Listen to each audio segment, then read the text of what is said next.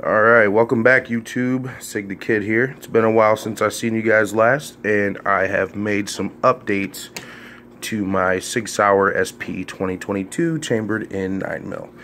Alright, so let me just show you this bad boy right here.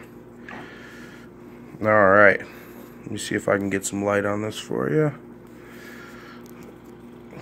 But first off, always double check. Obviously, nothing there, nothing there. So, look at it.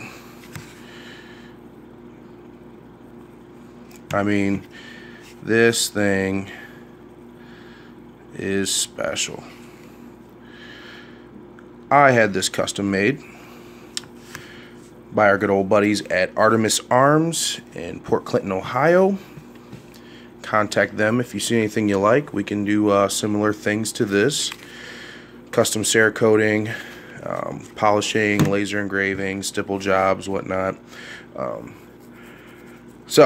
I did the stippling myself. This is all done by hand.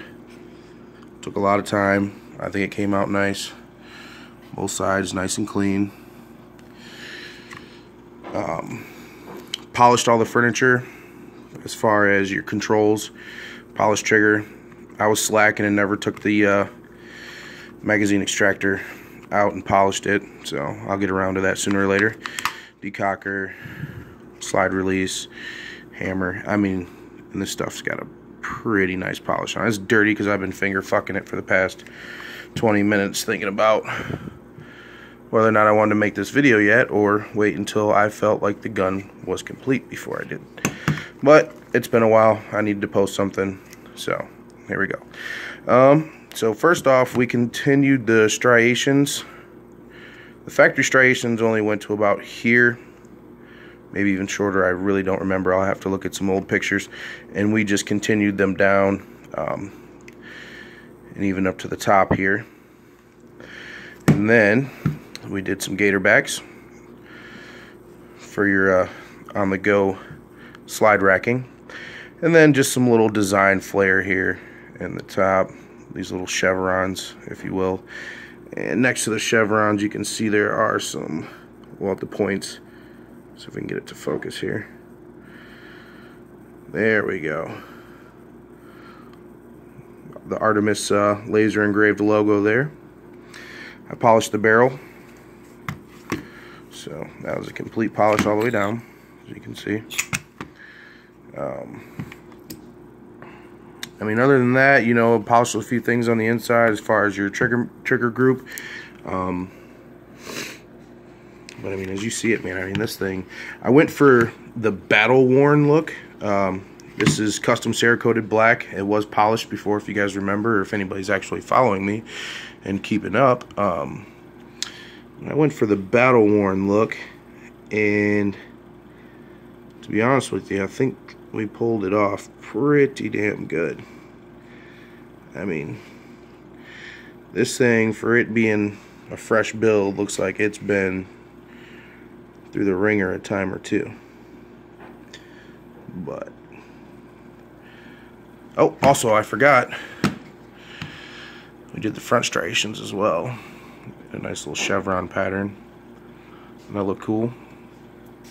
So I had those issues with Galloway Precision last time. I have since said F that.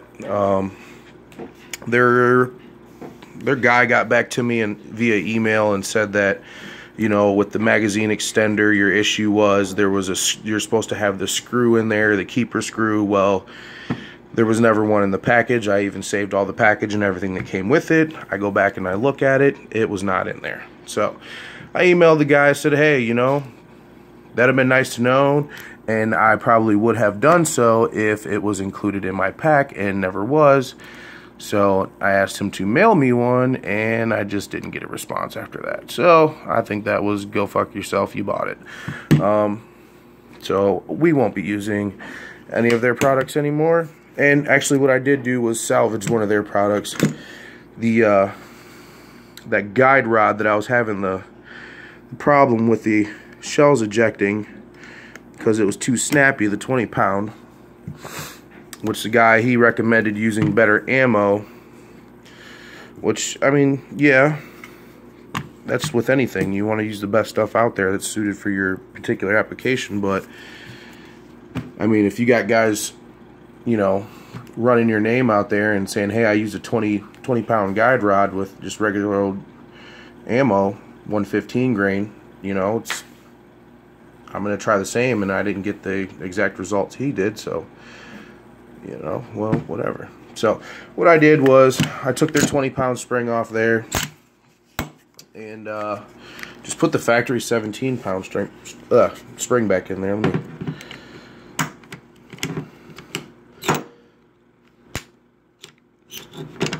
still trying to do all this stuff one-handed because I can't afford all that funky camera mounts and whatnot when I'm busy buying guns all the time. So, well, not necessarily even buying guns. I am in the middle of a 300 blackout build, AR platform. Alright, this is what I'm talking about. Yeah, I just took the factory 17 pound spring and put it on their guide rod.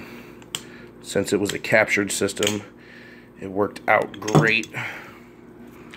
So now I have factory retention plus maybe a little more due to it being a captured rod now, which is a little beneficial. I probably should figure out a way of testing that, but who cares, really, it works.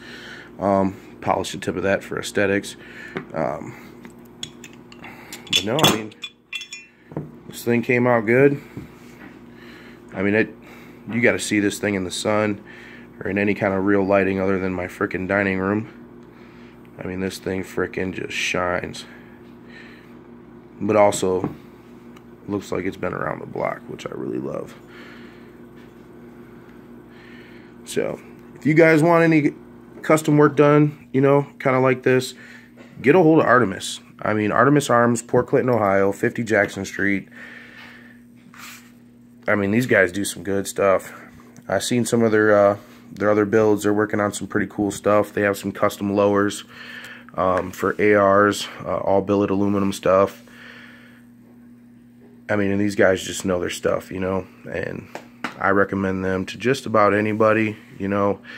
They do it all there. They're a full manufacturer. But anyway, if you guys like what you see here, like, subscribe, comment, whatever. I'll get back to you when I can. And you guys stay safe.